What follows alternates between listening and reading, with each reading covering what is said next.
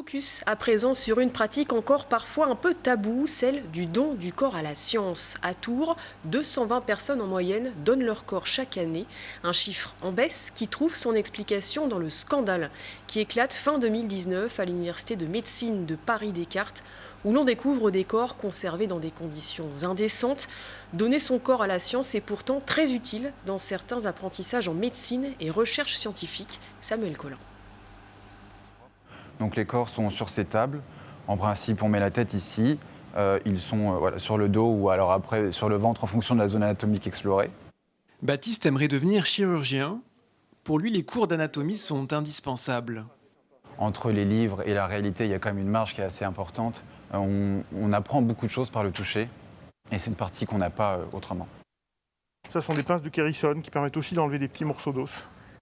Le laboratoire est utilisé en formation initiale dès la 2e année de médecine. C'est ici, par exemple, que l'on peut apprendre à faire des points de suture. Une des grandes règles actuellement, c'est de ne pas faire un geste sur le patient avant de l'avoir fait sur autre chose. Autre chose, ça peut être un mannequin, mais le meilleur mannequin, ça reste encore le corps humain pour simuler l'anatomie. Il n'y a pas grand-chose d'autre pour l'instant. Les dons servent aussi à la recherche et à la formation continue pour des médecins, des infirmiers de bloc opératoire ou même des kinésithérapeutes. Les corps sont conservés en chambre froide, les durées varient. L'idée, tirer parti du don au maximum. Mais les engagements sont en baisse, une inquiétude pour les futurs étudiants. Thierry choisit lui de donner son corps en 1986, après avoir accompagné son père jusqu'au bout dans une maladie douloureuse. Quelques années plus tard, des chirurgiens lui sauvent la vie au prix de sa jambe.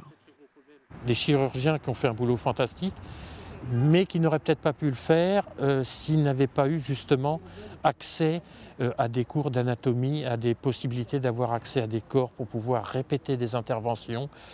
Et ça, c'est important. En fin de compte, donner mon corps, c'est une mort qui sert pour la vie. Voilà. Une soixantaine de corps sont passés au laboratoire depuis le début de l'année. Ils sont ensuite incinérés au crématorium d'Èvres. Une cérémonie a alors lieu pour la famille.